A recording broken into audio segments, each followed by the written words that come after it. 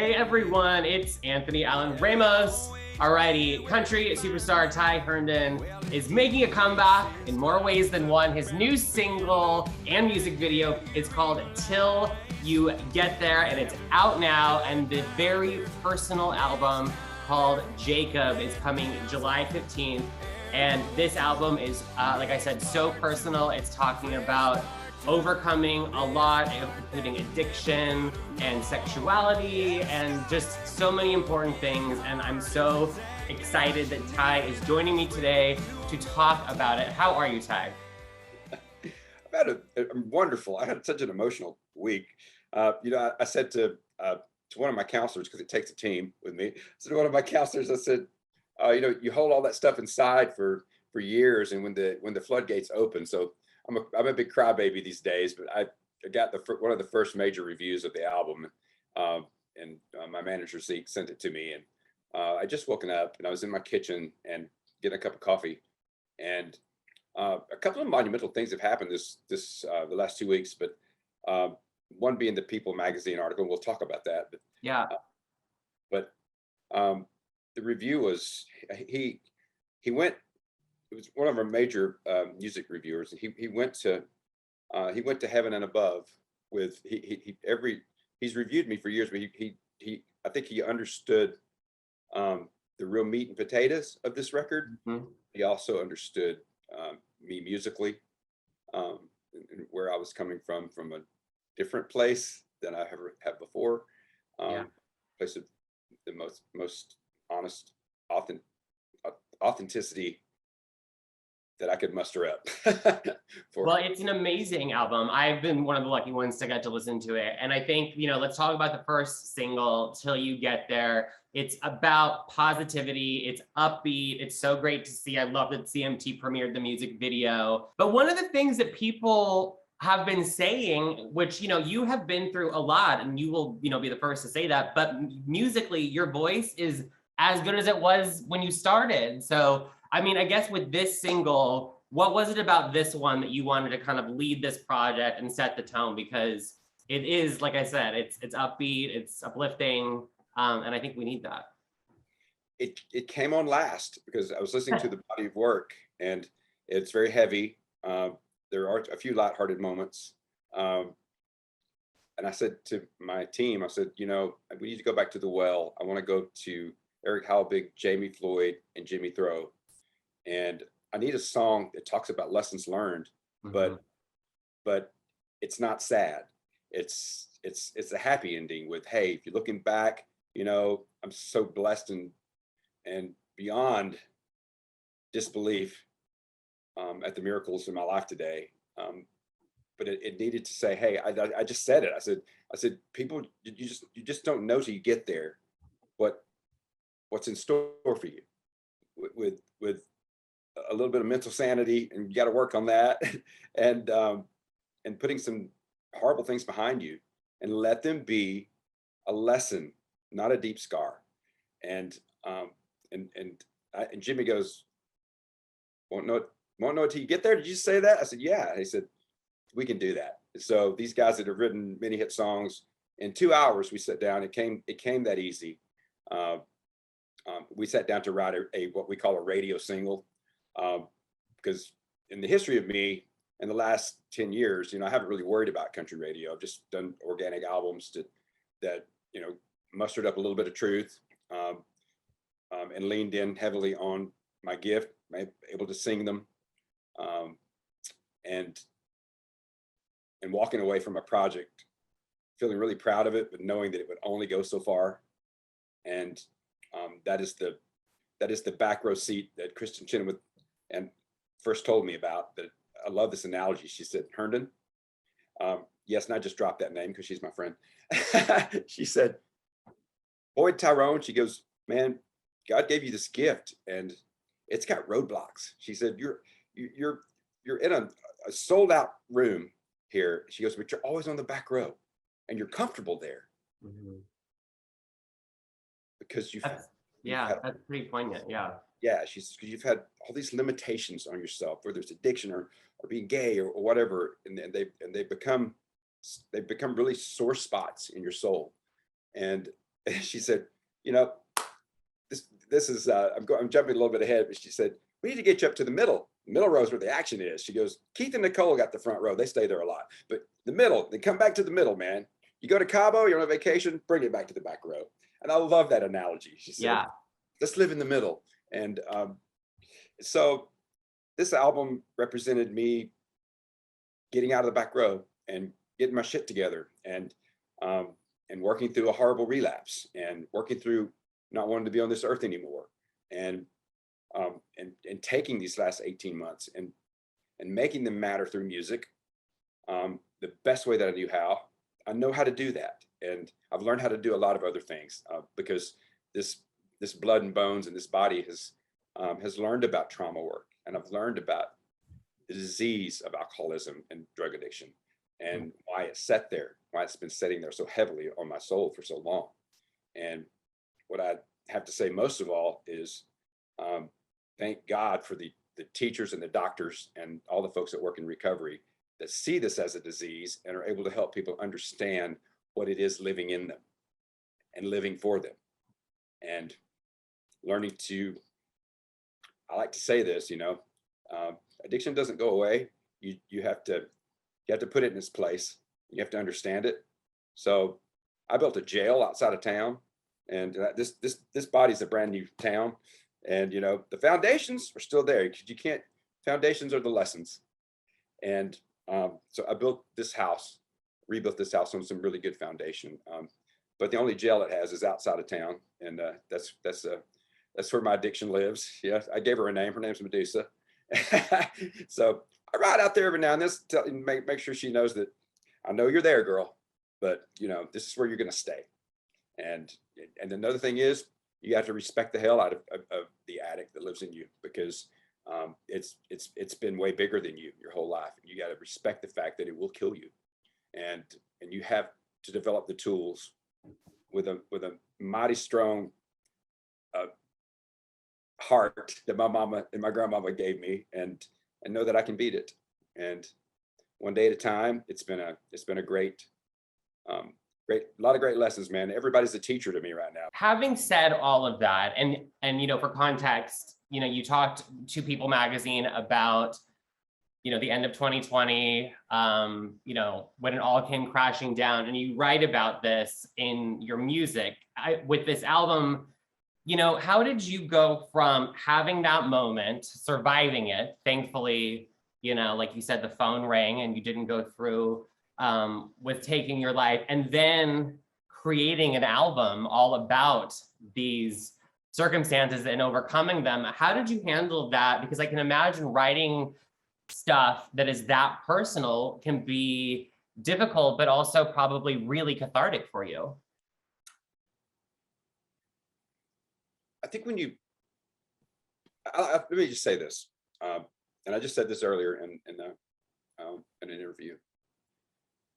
I now understand people that walk to the edge and don't want to be here anymore, because it wasn't panic, it wasn't pain, it was the most calm and serene moment, because I was, my mental health was off, and I remember thinking all the good things. I remember thinking I have a legacy in music that can never be questioned. It's the one thing that I got right, because that's my gift, and my gift is almost stronger than me.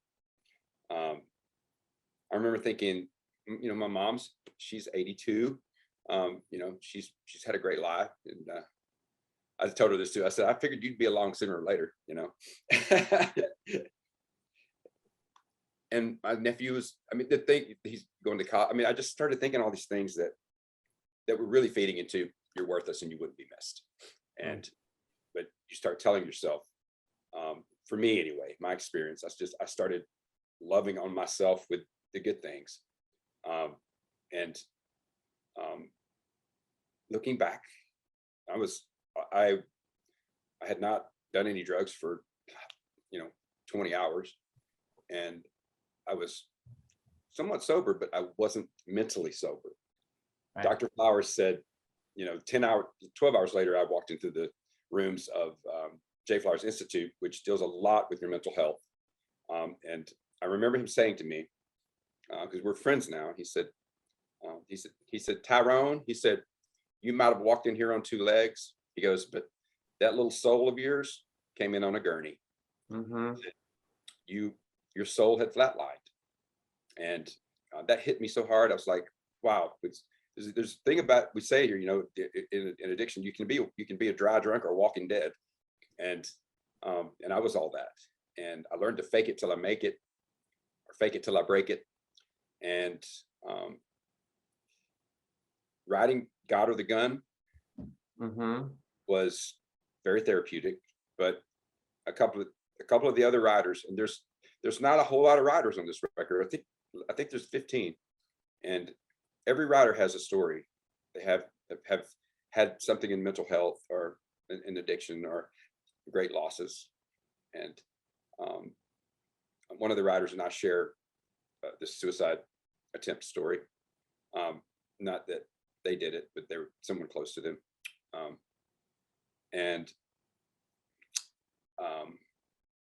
You know, my gun was a large thing of pills, and which would go along just right with you know, going out peacefully. And I remember, you know, we don't, if you're gonna feel that way, you're not gonna go do a bunch of research on it. You know, it doesn't work that way. Mm-hmm. But the other writer and I talked, and we talked about, I'm having to be careful here because this is her business. We just talked about what would have changed it, that the outcome would have been different. What changed it for me? For me, it was, I believe in angels. I believe in great spirits. You know, I believe in God. I believe there's also a devil. And, you know, going through hell, just keep going. And I believe with all my heart that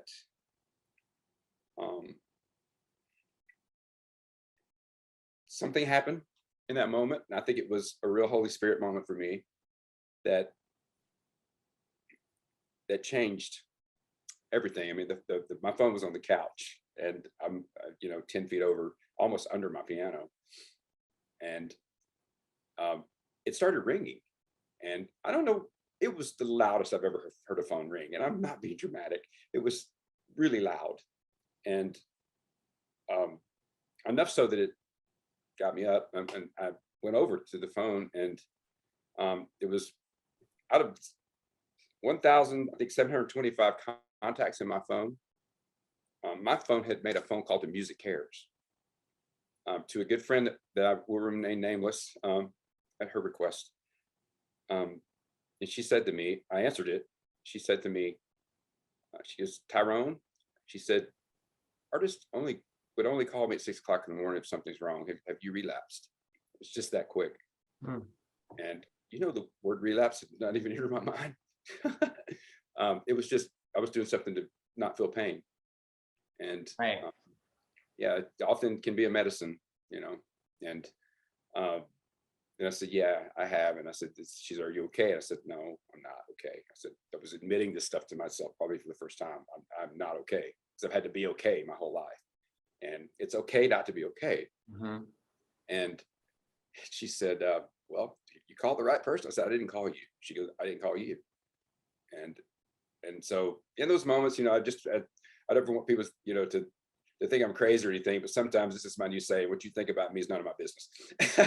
It's such a good one. I need to also remember that one too, because it's a tough one, but it's a good one. And you write in God or the Gun, you know, the living room floor is where I got my miracle. And in that moment, so, you know, to remind everyone, that happened, you know, New Year's Eve 2020. We are now, I believe you're around like at least a year and a half, 18 months, you know, the new path, the new time. I guess my question now, you talked about your soul flatlining. How is your soul now? How are you feeling in this moment? I'm crazy in love with me for the first time in my life. Treating myself with the love and respect that that every human is meant to do and be. I'm working on now being a certified sober coach because I've fallen in love with the miracle of this program. It has a lot of secret rooms that are awesome, and that was the difference. You know, the years that I spent being sometimes clean, sometimes sober. You know, I never was. When you're just going through the motions, because you're doing it for somebody else, you miss the miracle of this. And I have a couple of sponsees now, you know, and boy, I'm tough. I'm like, you know, you do it or I'll fire your ass. You know, I had a couple fire me for sure, but I also have one of the greatest sponsors in the world. And I don't spend a lot of time talking about recovery because I'm at the program because we're really not supposed to. But the miracle of it is to do the work and to find a great tribe of people that you know that you got, if you're ever in that situation again or any situation, you can call anytime, night or day. And I don't turn my ringer off anymore. You know, it stays on. So that's great. Got to call at midnight. So you know what, I've seen people relapse. I've seen them come right back. And what I've learned in all of this is if you're putting all that knowledge, this is what's different for me today. If you're putting all that knowledge and you're really doing it, and it lives in you, and if you have a hiccup, it's really hard to stay in that hiccup because you got all this knowledge about what the disease is doing to you. So it's about educating yourself, and I will scream that. So I feel like that you can kind of, my mom said the other day, she goes, two things. She goes, you're more bright and shiny than I've seen you in a long time. She goes, and all of a sudden she goes, you talk a lot. She said, the difference is I kind of believe you. Your mom is a character, and I love that. She you know, I can imagine for her to see you, like you said, like shiny and bright again, has got to be so wonderful. I mean, you know, thinking about this, you know, second chance again that you have, and coming back, what do you want now? Like, what is going to make you happy now that you said, you know, you're living for yourself, you finally have clarity, you figured out a lot of the reasons why you did things in the past. You know, we've got an album coming out July 15th. You know, what's next? What do you want to happen for yourself? I learned real quickly during pandemic what it would be like not to have the music. The music went silent, and so did I. I learned that I was putting all of my eggs in that basket, that all of my success, my worth, my value depended on the next project. Constantly running upstream, swimming upstream, running backwards, chasing a dream that was put in me that goes along with this gift. What I never realized was there are levels of success beyond the music chart, because you're always, you value yourself about how many album sales or how many downloads or how many likes. I did a lot of great work over the last 4 albums, and a lot of it wasn't heard. So I think having an opportunity to put the scars and the scabs on the stage, put it front and center, has given me a new reason to love the music that's not that. And I think when it's filled with that, it gives it a little rocket fuel of truth. I think we all are searching for the truth these days, and it's just good to finally know it, feel it, and live it. And am I going to do this perfect? No, I'm not. You know, I'm not certainly not looking for a relapse or any hiccups in my life. But even working within, there are rules and boundaries of being happy. I mean, it's interesting because when I came home from 4 months of work in Houston, and doing all kind of work on trauma work, and finding out I was manic bipolar at 58 years old, and then starting on a med that all of a sudden, like the movie The Silence of the Lambs, there was no longer screaming in my head. There's no longer all that noise, and I could sit and have a line of thinking, a clear thoughts. Things made sense to me. And I come from American Indian descent. I think there's a couple of medicine women back there that have been trying to help me for a long time, but it just was noise. And I'm intuitive. I'm wide open, and I've learned to kind of close that in a little bit, protect my heart, and I'm writing about those things. And we've got a children's book underway because I'm also dyslexic, and just my poor mom. We were talking about it. I said, I know they didn't have ways to test this back when I was in school, because I'm 112, and and and just not having the opportunity to learn like maybe that we would today. But it's okay. It wasn't that scarring. I think at 33 years old, I finally learned my multiplication tables. I learned them the right way. And I used to read. I would sing to the farm animals. I would sing it to. I could sing it right. I'd read it backwards, and that's what the little book's about. It's just this little kid that wanted to be a singer, and we kind of wrote that. But today, just like to answer your question, doing kids' books and working with addiction and working with LGBTQ kids, my foundation, we're shifting our some of our focus over to helping people pay for detox, because it's expensive, and there's a waiting list for some rehabs, and there's a need, fill it. So this is something that's really important to me, and we've been able to help a couple of people through the foundation. Just some people can't take off work for a month to go to get treatment, and it's costly, and it's there's so much frustration in that. So I want to help maybe put some ease in that over these next years. And if my buddy, one of the writers on Dents on a Chevy, which is a duet with Terry Clark, which was a fun song. We needed a fun song too. Yeah, absolutely. But he moved to Nashville. I met him in treatment, and he started a detox place here just for that reason. People could just go and be there for a week, outpatient, and come in and just kind of clear their head and decide what they need to do. And I've been over many times to sit with people. I can walk there, and so I don't know, the higher power, just being off the grid a little bit, just keeps leading me in directions I feel that I'm needed and supposed to go. I've become very vocal about my story and how I can speak into it that might help. And I'm awkward, and I will often say the wrong thing. That's just me. So I own that now. If I get the slightest uncomfortable, I'm gonna say something stupid about the Beatles. I don't know. Just yeah. But with that being said, that was something I need to work on. I have learned to be silent. I've learned to be comfortable in the silence. With all that noise isn't going on anymore. So do some really cool meditations. I've learned just to be with me, to love on me. And I told Mom the other day, because Mom has always been a bit of a loner, and I said, Mom, and I have not been, in and out of a relationship since I was 17. And this is the first time in my life that I've gone 18 months, and everything from the waist down has been in timeout. Everything from the waist up has been in school, to learn to protect, love better, and prepare myself for who I believe might be that really special someone that'll walk to the door. I want to be ready for that. Matt, my former partner, you guys all know Matt. He and I are best friends. I have to tell him sometime, you know what, you got food at your house, go home.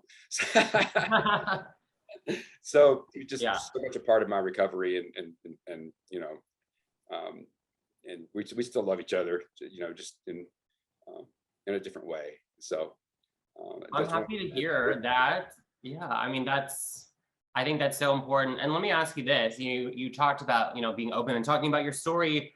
This album is coming out, and the country music business, since you put out a project like this, has changed a lot when it comes to LGBTQ people. I mean, you obviously were the first openly gay country singer for a long time. You opened a door. Several came after you. But thinking about TJ Osborne from Brothers Osborne, and then we have Lily Rose, who's on a major label, also charting. Yeah. I mean, country music can be pretty forgiving when it comes to a scandal. I mean, but do you think the business is changing now for gay country music artists? Yeah, I definitely do. I mean, the proof's in the pudding. We see it. We see a lot of people that have opened their hearts up, because my grandmother always said you can't change a closed heart. So that's the work you have to do. And so I see hearts opening up. I see artists coming to town. I said this, gosh, how long did that come out? It's about 8 years, 2014, something like that. Yeah, I was gonna say, yeah, 8 years. Yeah.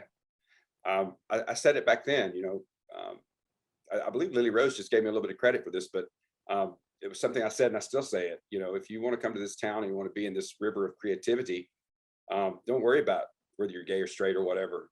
Take your butt to school and learn about songwriting. Be the best at it. Be the best singer you can be. Take voice lessons. Have a PhD in what you want to do, and then the rest will fall into place. You're authentically you, and you're living to the best of your ability what you want in this life. I wish someone had told me that long ago, that even back then, I think I was a pretty fearless little guy.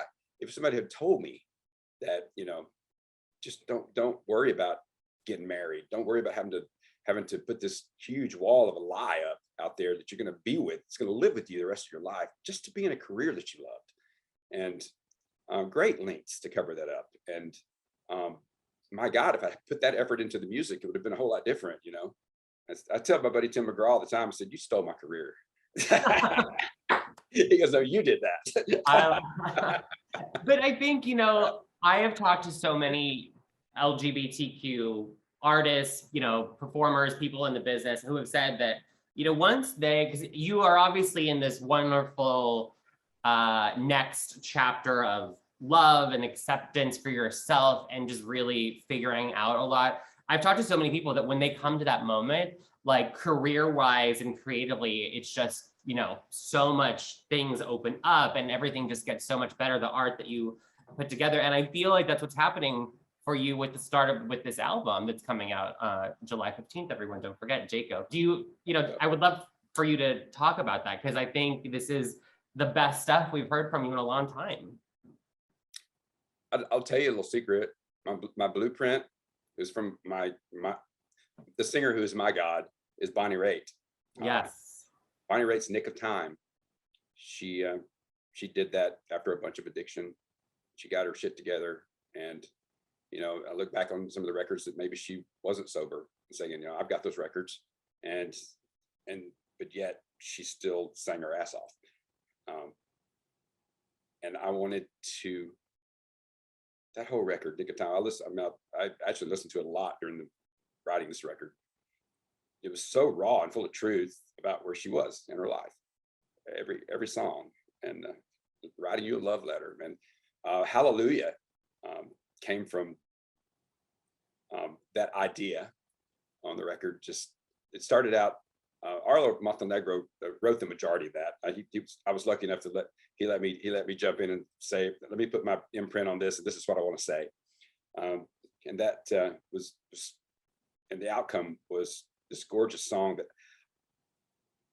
I thought I was singing it to maybe my future husband, and maybe that person that's going to have as much love for me as I have for them, because I have a lot of it to give, and it's pretty amazing to be able to feel that, but it can also go the wrong direction if it's not returned. So in other words, kids, you can't fix them. You just got to fix yourself. That's a good idea. Anyhow, I thought I was singing this and writing this for whoever that person was, but when it was done, I sat back and it hit me like a brick wall. I wrote a love letter to myself. Yeah. And that's what that song is, that I have become a man that would be seen that way.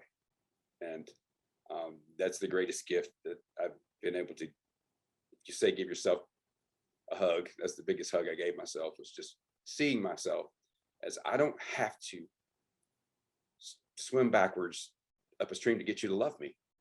I don't have to do circus tricks. I am enough. Even take the career away. I am enough. And 18 months ago, I wasn't enough. I was really broken. And one of my Dr. Somerville's, she said, she goes, it was a workout getting all those bandages off of you. Just when we thought we got to the last one, there was another layer. And so it's interesting to have a counselor sit on the floor and cry with you when you have a breakthrough like that you didn't even know you needed. And so that's, and looking at 4 pages right in the center of People magazine, I just sat it down there, and the emotion that came over me, those were the cliff notes, but that was 30 years of my life. Yeah. Right there. The good, the bad, the ugly. And when somebody asked me, he said, why did you want to recount all that? I said, it's simple. I said, because I've had gag orders. I've had personal rules that I thought, oh my God, if you meet me, you're gonna hear that and you're gonna hate me. I wanted it out there, and I wanted to tell it my way. I wanted to tell the truth. And that means owning your shit sometimes, 30 years later. But telling people what it looked like, and the euphoria of this, and the mental illness of that. And I don't think anybody wakes up one day, just wakes up to say, it says, I'm going to fuck up my life today. Right. That doesn't happen. That's not a decision you make. We are led sometimes. I like to say, that was the biggest freaking devil spitball that ever hit me, getting arrested and having a drug addiction. And I mean, you couldn't write that out in a movie, that this little good kid from Alabama would walk into that hornet nest. And at the end of the day, was I mentally ill and sick? Absolutely, but I didn't think so at the time. I was on top of the world. And I'll say this: I've walked through hell for 25 years and still have my head up pretty high, because I could walk in a room and out-sing anybody. And that was my confidence. But I know now that I can be able to walk in a room and be an equal confident person, the most confident person there.